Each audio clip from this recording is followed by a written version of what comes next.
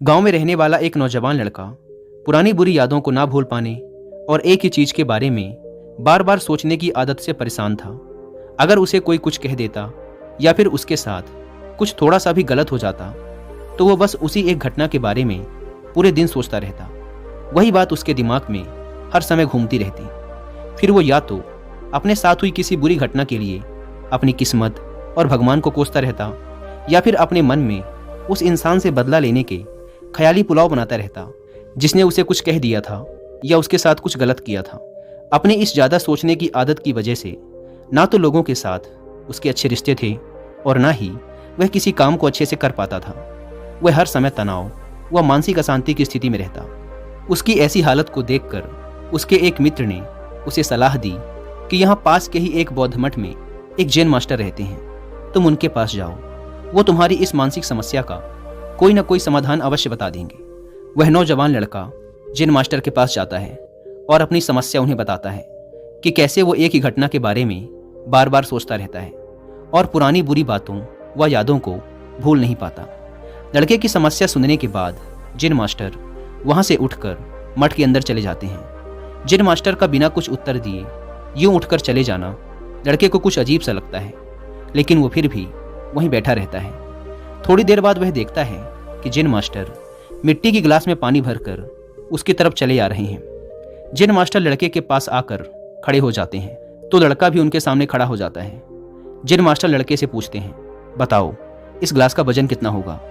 लड़के ने कहा, मैं एकदम सटीक तो नहीं बता सकता, लेकिन इस गिलास का वजन बहुत ही कम है। अब जैन मास्टर ने गंभीर होकर कहा, मेरा प्रश्न ये है कि अगर मैं इस गिलास को थोड़ी देर तक ऐसे ही पकड़कर खड़ा रहूं तो क्या होगा? लड़के ने कहा, कुछ भी नहीं होगा। जैन मास्टर ने फिर पूछा, अगर मैं इस गिलास को इसी तरह 1 घंटे तक पकड़ कर रखूं तो क्या होगा? आपके हाथ में दर्द होना शुरू हो जाएगा। लड़के ने कहा। जैन मास्टर ने फिर प्रश्न किया, अगर मैं इस गिलास को ठीक इसी तरह पूरे दिन पकड़ कर रखूं तब क्या होगा? आपके हाथ में बहुत ही भयंकर दर्द होना शुरू हो जाएगा। आपका हाथ सुन्न भी हो सकता है, आपकी मांसपेशियों में भारी तनाव आ सकता है और यहाँ तक कि आपके हाथ को लकवा भी मार सकता है। लड़के ने गंभीर शब्दों में कहा। जैन मास्टर ने कहा, बहुत बढ़िया, लेकिन क्या इस दौरान ग्लास का वजन बदला?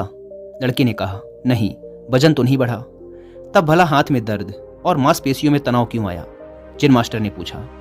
बहुत समय तक पकड़े रहने के कारण, लड़के ने जवाब दिया। जैन मास्टर ने फिर प्रश्न किया, अब इस दर्द से छुटकारा पाने के लिए मैं क्या करूं? ग्लास को नीचे रख दीजिए। लड़के ने कहा।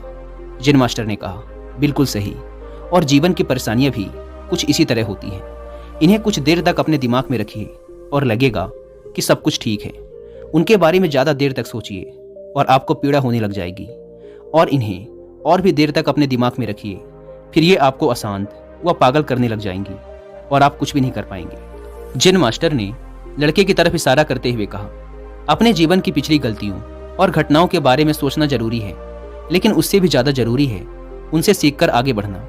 अगर तुम एक ही बात को पकड़कर बैठे रहते हो तो ठीक उस ग्लास की तरह यह भी तुम्हारे जीवन में दर्द पैदा कर देगा।